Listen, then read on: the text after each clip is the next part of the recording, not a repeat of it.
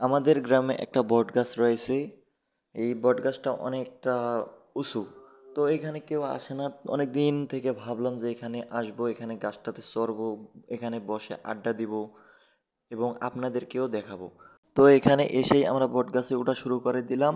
এখন আমরা বট গাছে উঠতেছি। তো আমি এখানে ভালো করে উঠতেই পারতেছিলাম না। ওঠার সময় অনেকবার অনেক জায়গায় থেমে যাচ্ছিলাম এবং আমার উপরে যে সে তাড়াতাড়ি উঠে যাইতেছে। ও কালকেও নাকি এখানে আসছিল, এখানে এসে এখানে বসে আড্ডা দিছে। তো আমাকে বলার সঙ্গে সঙ্গে আমিও বের হয়ে আসছি, আজকে এখানে আমরা বসে আড্ডা দিব। তো এইখানে প্রায় উঠতে আমাদের অনেকটা সময় লেগে যায়, তারপরেও অনেকটা ভিতরে এক্সাইটমেন্ট কাজ করতেছিল। তো পেছন থেকে যে ক্যামেরা করতেছিল সে আমার ডাক দিল, আমি তারে হাই দিলাম, দিয়ে আবার আমি উড়া শুরু করে দেই। আর গাছটা বেশ অনেক পুরনো, তাই এখানে লতা পাতা দিয়ে ভর্তি হয়ে গেছে এবং গাছের ডালপালা দিয়ে এই জায়গাটা একদমই জঙ্গলের মতো হয়ে গেছে। তারপরেও আমরা হাত দিয়ে এদিক ওদিক সেরে দিয়ে তারপরেও আমরা উঠতেছি। আসলে এই জায়গা থেকে নিচের ভিউটা অনেকটাই সুন্দর লাগতেছিল, নিচটাও অনেকটাই ড্রোন শুটের মতন লাগতেছিল। তো শেষমেশ আমরা এখানে উঠেই গেলাম।